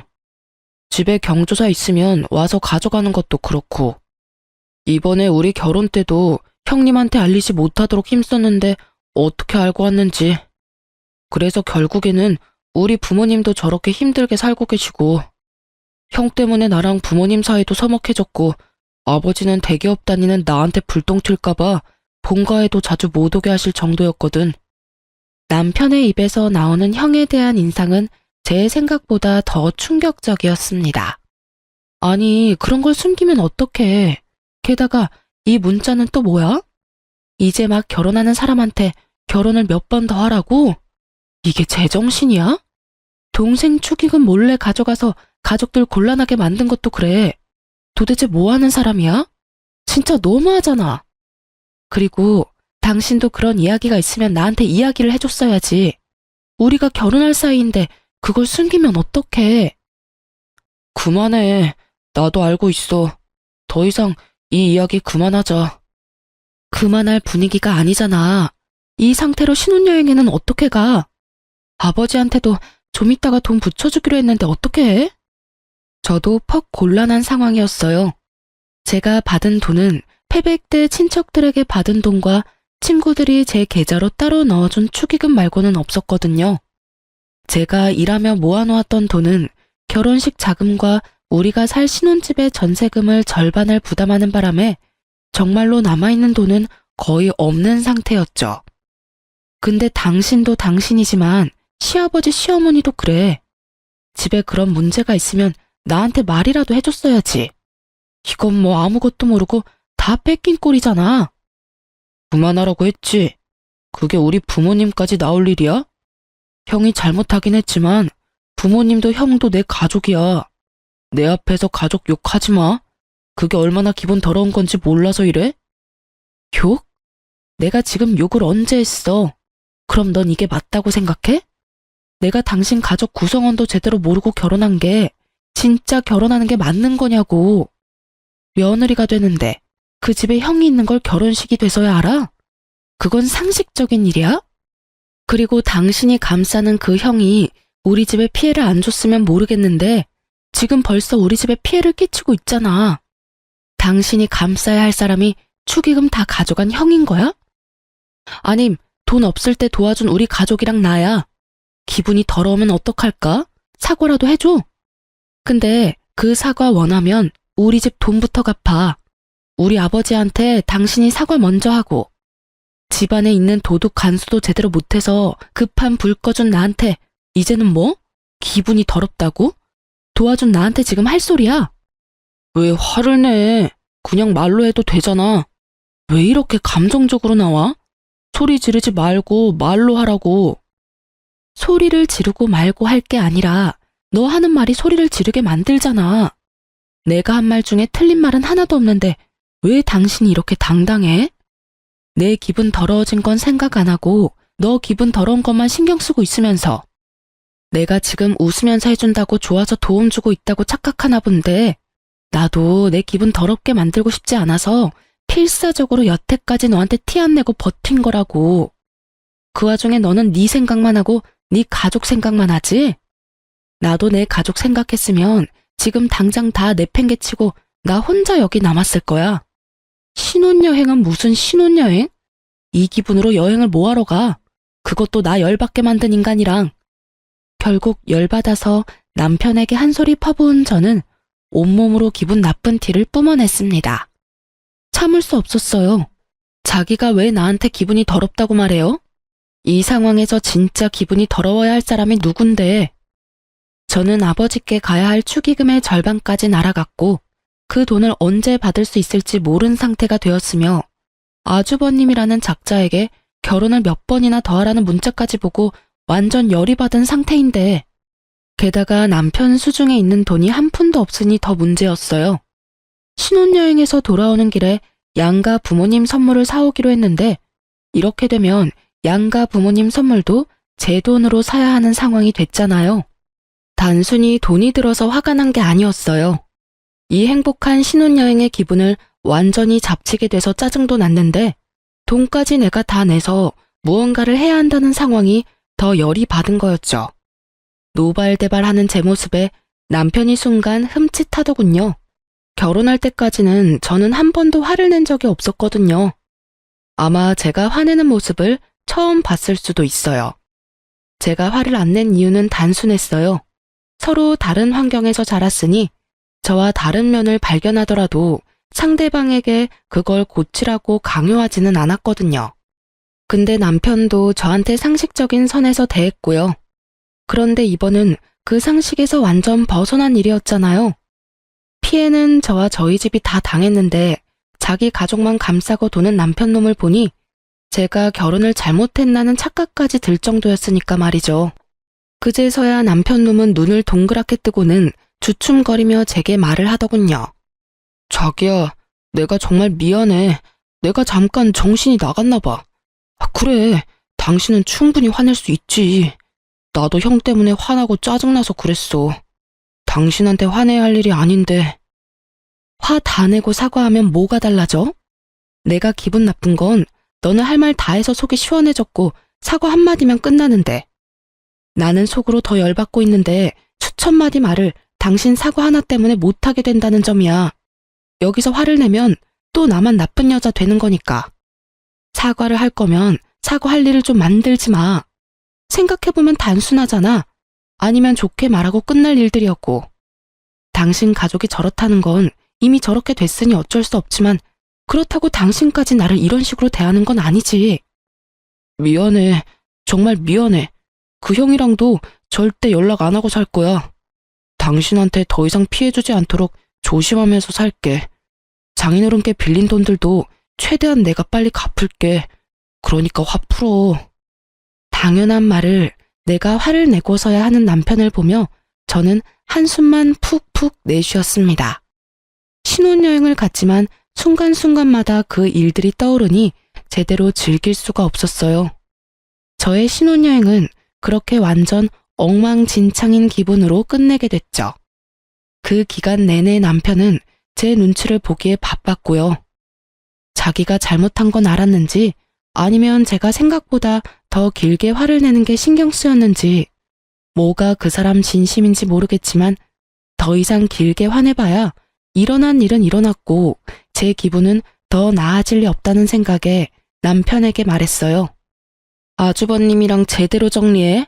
절대로 그 사람이 당신이랑 우리 집에 피해주지 않도록 당신이 확실하게 하라고. 그리고 만약에 한 번만 더 이런 일로 나랑 우리 집에 문제 생기도록 만들면 그때는 이렇게 살지는 않을 거야.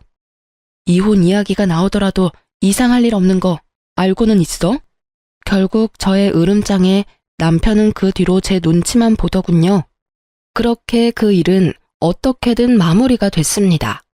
다만 앙금은 다 가라앉지 않았죠. 그래도 더 이상 시댁이나 아주버님에 대한 이야기가 저에게는 들려오지 않는 걸 보며 천만다행이라고 생각하며 살았어요. 그렇게 4년 동안 별 문제 없이 지나갔어요. 아버지에게 빌린 돈 1,500만 원도 남편 월급으로 2년 만에 다 갚을 수 있었어요. 그리고 4년째 결혼 기념일에 남편은 저를 굉장히 충격에 빠뜨리는 일을 저질렀습니다. 그날은 남편과 둘이서 좋은 시간을 보낼 생각으로 가득한 하루였어요. 저희가 애가 없다 보니 이번 기회를 잘 이용하면 아이가 생길 것 같아서 굉장히 즐거운 마음으로 스테이크를 굽고 스파게티와 디저트를 손수 준비했어요. 그리고 도어락 비밀번호 누르는 소리가 들리고 저는 부엌에서 쏜살같이 뛰어나가 남편을 맞이하려 했어요.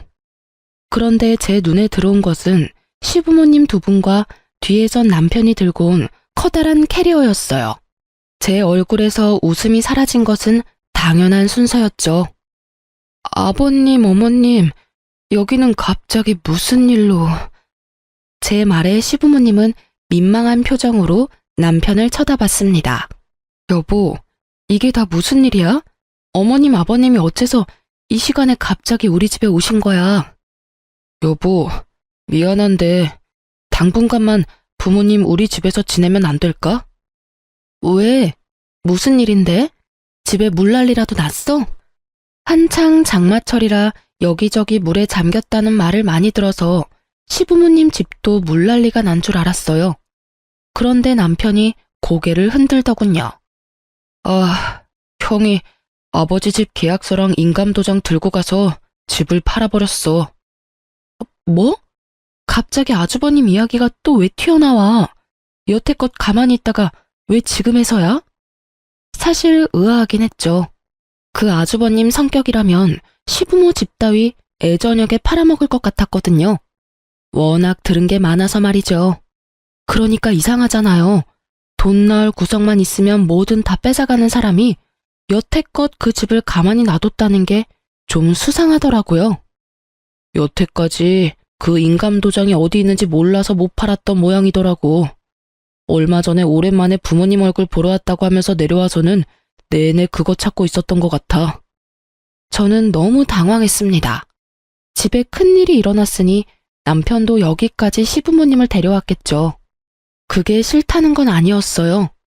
만약 저도 당장 제 부모님에게 문제가 생기면 우리 집부터 모셨을 거예요.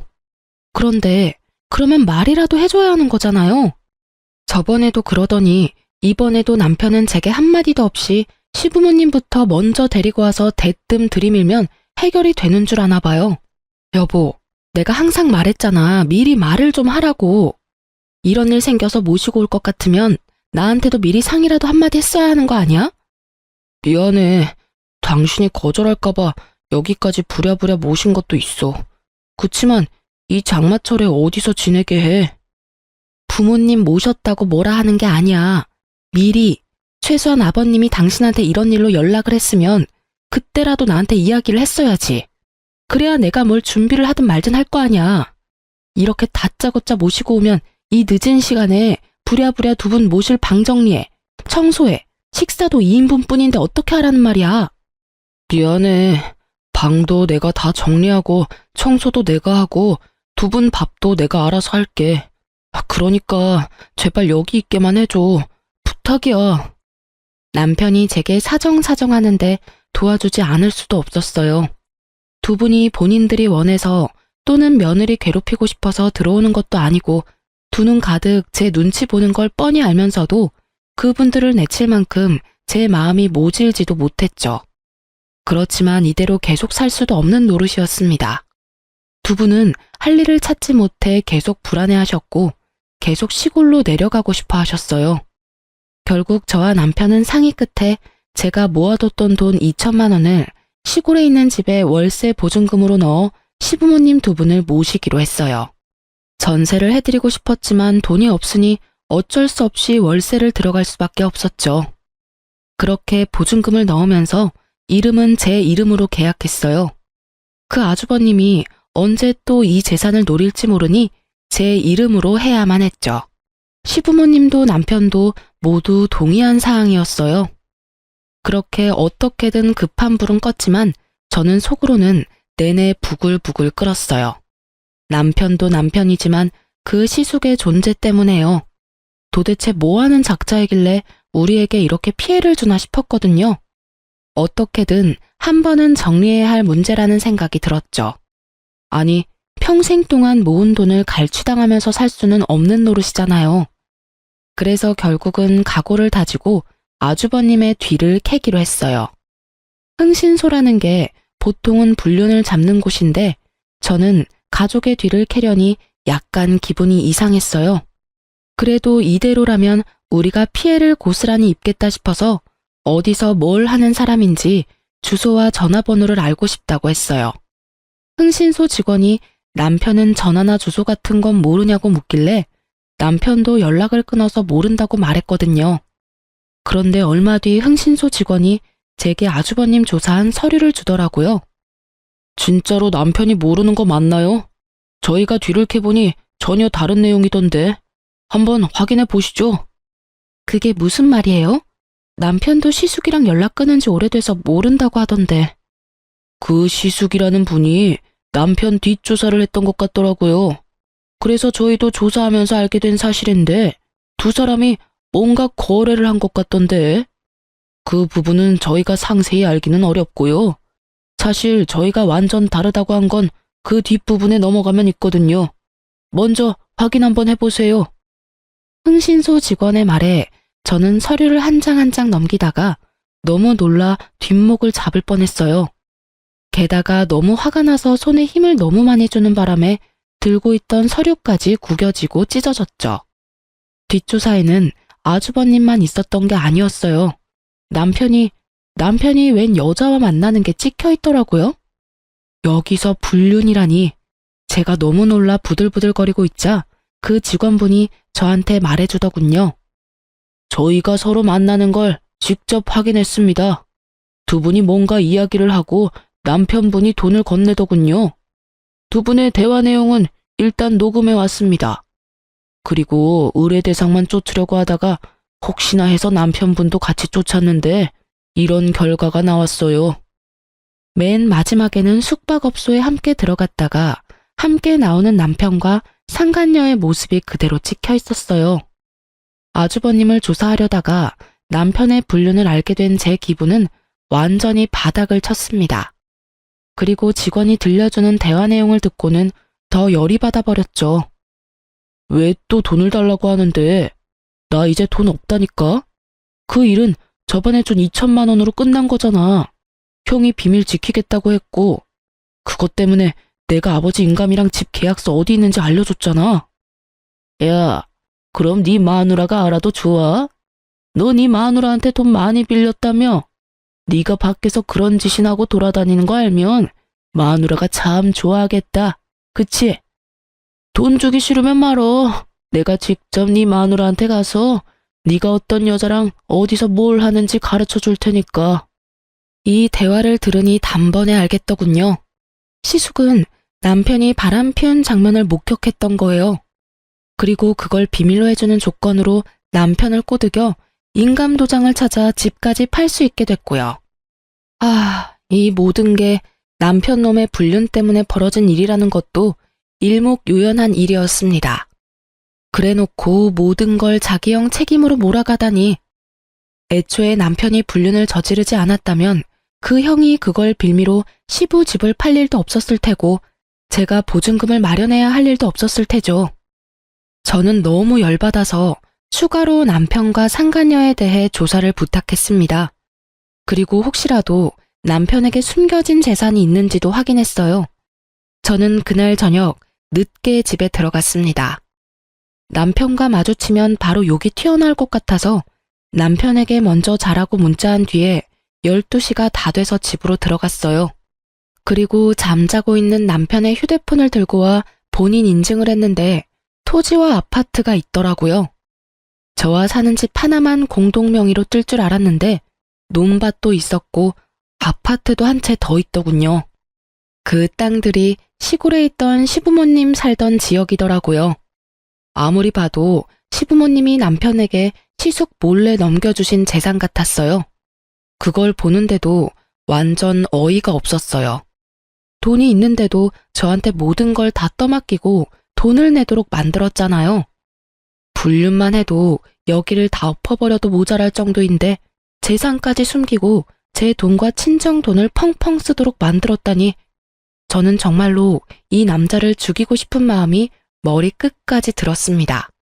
이건 절대로 이혼감이라는 생각이 들었죠. 그런데 참았어요. 왜냐고요? 분류는 증거 싸움이고 어찌됐든 증거가 불충분하거나 불법적인 경로를 얻은 거면 저에게 오히려 더 불리하게 작용한다고 들었거든요. 인터넷에 떠도는 이용 글들에서 얻은 정보였어요. 그리고 저는 제가 불행해지는 건 싫어요. 나쁜 연놈들이 불행해지는 걸 보고 싶은 거지. 게다가 흥신소에서 수집한 증거들은 모조리 불법 증거가 될 수도 있어서 일단 제 손으로 띄어야 했죠. 다행히 여름 휴가철이라 여름 휴가 명목으로 가게 문을 일주일간 닫았어요. 그리고 그 일주일간 남편 뒤를 캤답니다. 아주 고구마 줄기처럼 줄줄이 엮여 올라오더군요. 숙박업소에 함께 들어가는 사진과 함께 나오는 사진, 그리고 두 사람이 팔짱 끼고 애정 표현하는 사진까지 모조리 제가 직접 쫓아다니며 살심을 숨기고 찍은 사진들이었습니다. 그리고 남편 자는 동안 남편 지문으로 폰 열어서 그 여자랑 나눈 증거 대화들 모두 사진 찍어놨어요. 그리고 마지막 증거는 저 혼자가 아닌 시부모님과 함께 하게 됐습니다. 바로 남편이 그 상간녀와 숙박업소에 들어갈 때 시부모님을 불렀어요. 저는 시부모님에게는 남편이 할 이야기가 있다는 말로 이쪽으로 오시도록 만들었습니다. 몇 호에 들어갔는지 확인한 저는 그 방문 앞에서 동영상을 찍기 시작했습니다. 문 앞에 바짝 대고 있어서 그런지 녹음이 그래도 됐더군요. 두 분 부모님이 왜 이런 곳으로 불렀냐며 눈살을 찌푸리는데 저는 잠시만 계셔달라고 했어요. 남편이 여기서 곧 나올 거라고요. 부모님은 전혀 의심도 안 하시더군요. 그리고 문이 열리자 남편이 제 얼굴을 보며 깜짝 놀랐어요. 어머니, 아버지, 그리고 당신 여기서 뭐 하는 거야? 뭐 하긴, 남편 같지도 않은 놈 불륜 증거 잡고 있지. 내가 이 방 앞에서 장장 2시간을 기다렸다, 이 새끼야. 네가 감히 날 놔두고 바람을 펴? 네가 어떻게 그럴 수 있어, 어? 남편에게 소리 지르자 남편 뒤를 따르던 여자가 놀라서는 다시 방으로 들어가서 문을 걸어 잠그더군요. 저는 그 방 안에 소리쳤어요. 나올 때까지 나도 안 가. 지금 당장 모면하려고 해도 어차피 나올 구멍은 여기뿐이거든. 앞에서 기다릴 테니까 얼굴이나 한번 보자. 그때 남편이 제 손을 확 잡더군요. 그만해. 여기서 뭐 하는 거야? 할 말 있으면 나한테 해. 더러우니까 손 떼. 너한테 할 말이 없을 리가 있겠냐? 더러운 놈. 어디서 나한테 이래라 말아야. 하긴 상간녀보다 네가 더 더러운 놈이지. 우리 부모님은 왜 모셔왔어? 너 부모님들한테 할 이야기 없어? 난 네가 할 이야기 많을 것 같아서 모시고 왔는데 집 때문에. 무슨 소리 하는 건데? 저는 시치미 떼는 남편과 아무것도 모르는 시부모에게 흥신소에서 받아온 녹음본을 들려줬어요. 그걸 듣는 동안 남편놈 얼굴은 새파래지고 시부모 얼굴은 벌겋게 달아올랐습니다. 이 인간 말종 같은 놈아, 네가 그걸 네 형한테 알려준겨? 아이고, 세상에 믿을 놈 하나 없다더니 어떻게 네가 그런 짓을 해? 이놈아, 너 그러면 내가 준 논밭이랑 아파트는 어쨌냐?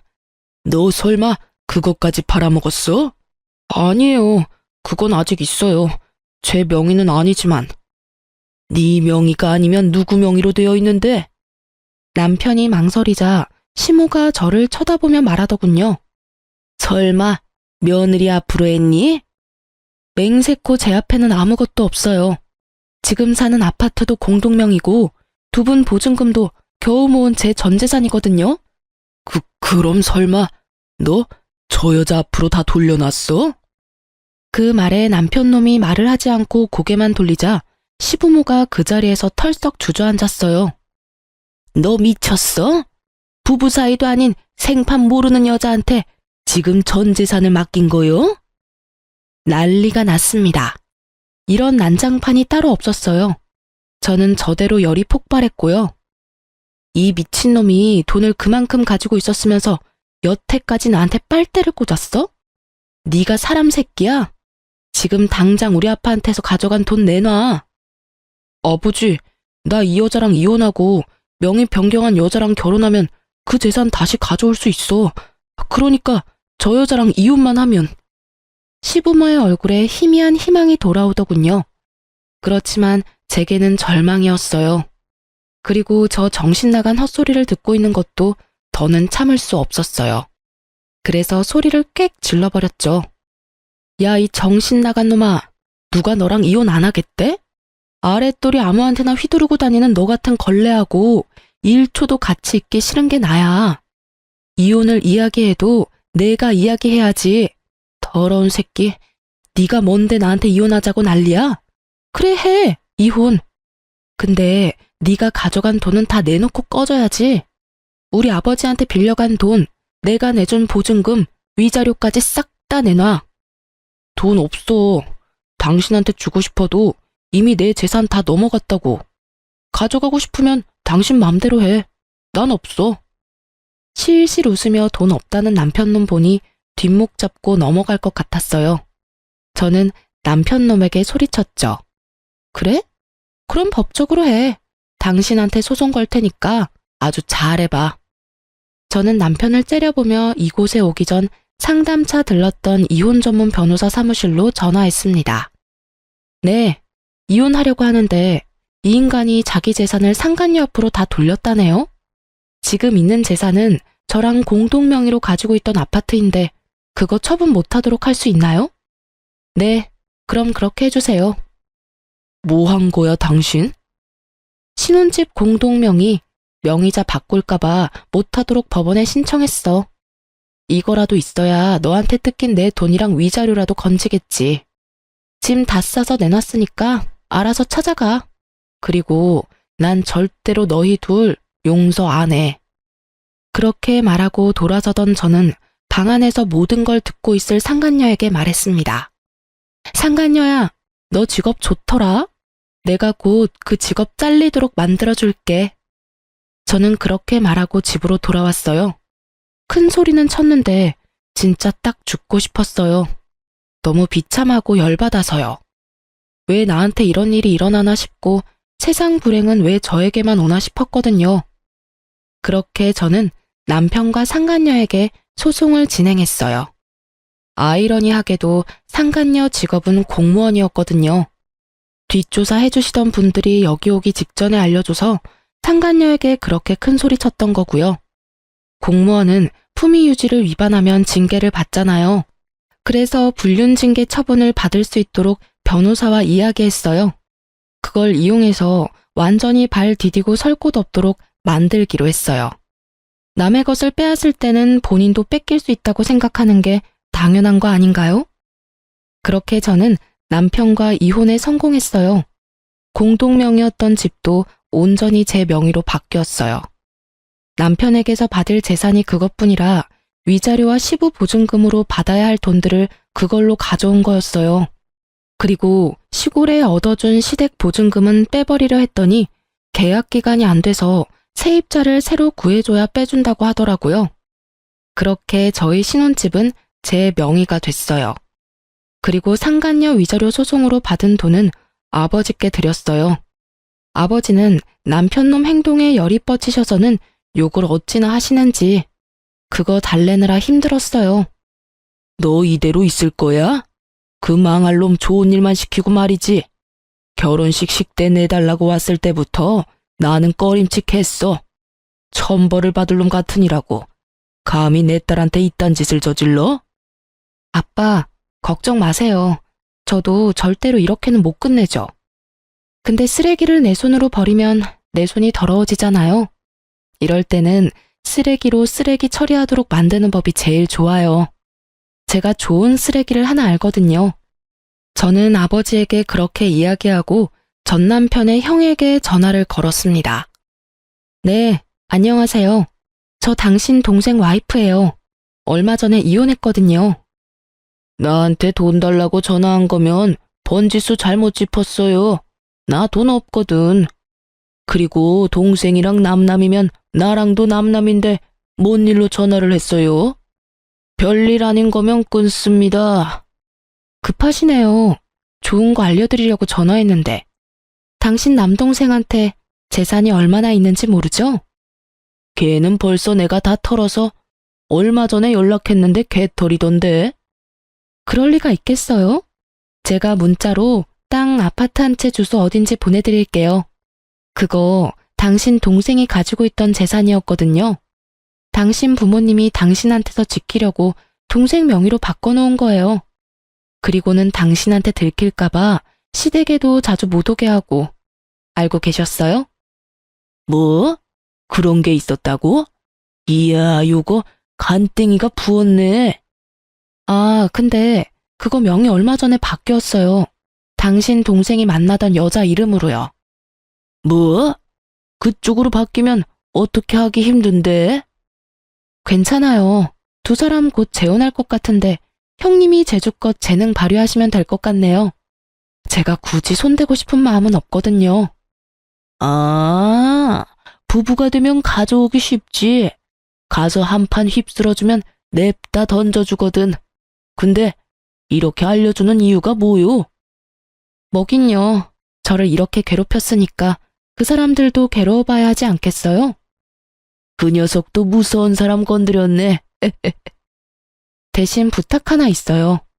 재산 다 뺏고 나면 전화해서 그 사람들 어땠는지 이야기 좀 해주세요.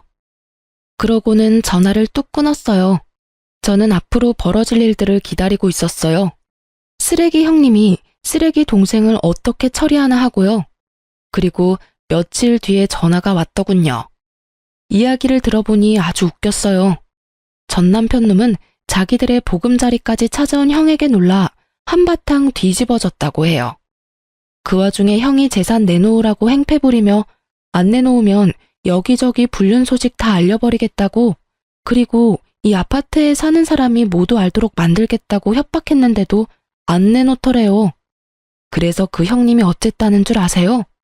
상간녀 부모한테 가서 무슨 자식을 그따위로 키웠냐고 불륜이나 해서 남의 가정 깨고 남의 재산 다 가져간 파렴치한으로 만들어버리는 바람에 결국 상간녀 부모 쓰러져서 몸져 누웠다고 하더군요. 그리고 그 이야기 듣고 뛰쳐온 상간녀가 결국에는 전 남편에게 받았던 재산 싹 다 돌려줬다고 했답니다. 하긴 그렇게 애지중지 키운 딸년이 유부남이랑 붙어먹으며 불륜이나 저질렀다는 걸 알면 얼마나 충격받았겠어요. 이렇게 화려하게 제 복수를 대신해주니 분노와 화로 가득했던 가슴속을 시원하게 덜어낼 수 있었어요. 그런데 그러고 며칠쯤 지났을까요? 상간녀에게 연락이 왔더라고요. 사실 저는 전 남편과 만나기 싫어서 제 명의가 된 집도 팔려고 내놨고 애견 미용실도 다른 곳으로 이전하려고 생각 중이었거든요. 그놈 얼굴 보기 싫어서 그랬는데 뜬금없이 상간녀가 연락 오니 좀 의아했죠. 안 만나고 싶었지만 마지막이라는 생각으로 한번 만나주기로 하고 나갔어요. 약속을 하고 만난 곳에는 상간녀와 전 남편이 같이 있었어요. 두 사람이 왜 날 불렀나 싶었지만 제가 쫄릴 게 뭐가 있겠어요? 잘못한 건 두 사람인데. 그래서 당당하게 그 앞에 앉아서 물었죠. 왜 보자고 하셨어요? 꼭 이렇게까지 했어야 해요? 상간녀 표정이 그 전과는 다르게 아주 시달려서 눈밑이 시커멓게 기미가 꽉 꼈더군요. 마치 상간녀의 앞날처럼 말이죠. 저는 싱긋 웃으며 정말 아무것도 모른다는 것처럼 물었죠. 뭘요? 아주버님요. 아, 그분요? 그분이 왜요? 저희 주소랑 이 사람 재산 있는 거 알려준 게 당신이라면서요. 그 사람이 저희한테 다 말해줬어요. 혹시 우리 부모님 찾아가라고 한 것도 당신이 한 짓이에요? 어이가 없네. 이젠 뭐든 다 내 탓이야? 네가 뭔데 나한테 그딴 소리 하는데. 그래서 나한테 책임이라도 씌우고 싶어서 그래? 내가 알려줄까? 너희 집 주소, 그리고 저기 찌그러져 있는 저 새끼가 가지고 있던 재산. 내가 다 알려줬어, 그 형님한테. 그런데 난 알려준 것뿐이야. 세부적인 일은 그분이 혼자서 다 하셨지. 내가 왜 그런 일을 해? 미안한데 쓰레기 치우는데 내 손을 쓰는 건 너무 더럽잖아. 그것도 하나가 아니라 둘이나 되는데. 그래서 사고 치는 거 좋아하는 사람한테 정보 하나 준 것뿐이야. 그렇다고 내가 뭘 해달라고 요구한 적 없어. 녹음한 거 있는데 들어볼래? 진짜로 당신이 시킨 게 아니라고요? 내가 말 안 했어도 언젠가는 당신들 찾아갔을걸? 거기 짜져있는 아저씨가 대답해봐요. 맞죠? 당신 형님 그러고도 충분히 남을 사람이잖아. 결혼식 전까지 한 번도 그 존재에 대해 들어본 적 없는 형님이 우리 결혼식에 와서 시댁 축의금 홀라당 훔쳐서 도망가서 결국에는 우리 친정아버지가 그 돈 내도록 만들었죠. 돈 될 만한 땅도 그렇게나 많이 가지고 있었으면서 돈 한 푼 안 내고 나한테 돈 다 내도록 만들었잖아. 그게 이 인간 수법이라고. 그 형님이라는 쓰레기 같은 인간이랑 똑같은 쓰레기. 제 말에 상간녀가 분노를 삼키려는 건지 이를 꽉 깨물더군요. 이제 알겠어? 네가 가져간 게 저런 인간이야. 잘 됐지 뭐. 나만 아니면 되니까. 야, 이 나쁜 놈아. 그런 가족이 있었으면 나한테 말을 했어야 할 거 아니야. 너 지금 나 속이고 결혼하자고 한 거라고. 아줌마, 다 됐으니까 이 남자 데리고 가요. 다시 가져가라고요. 저 새끼 때문에 나는 3년간 악착같이 공부해서 들어간 번듯한 직장에서도 해임됐고 결국에는 소문까지 다 나서 얼굴도 못 들고 다니게 됐어. 우리 부모님은 아예 내 얼굴 볼 생각도 안 하고 이놈은 자기도 회사 잘려서 놀고 있지를 않나. 위자료 대신 내준다는 말만 믿고 있었는데 그 형이 나타나서 다 빼앗아 가질 않나. 이게 도대체 무슨 일이냐고. 당신이 남자 간수를 못하니까 지나가는 나 같은 여자가 봉변을 당하는 거잖아. 아니, 눈 맞은 건 둘인데 왜 나한테 성질이야. 내가 이 썩을 인간한테 더 유감이 있긴 한데 너한테도 유감은 차고도 넘쳐. 어디서 유부남 노리고 만난 년이 감히 나한테 큰 소리야.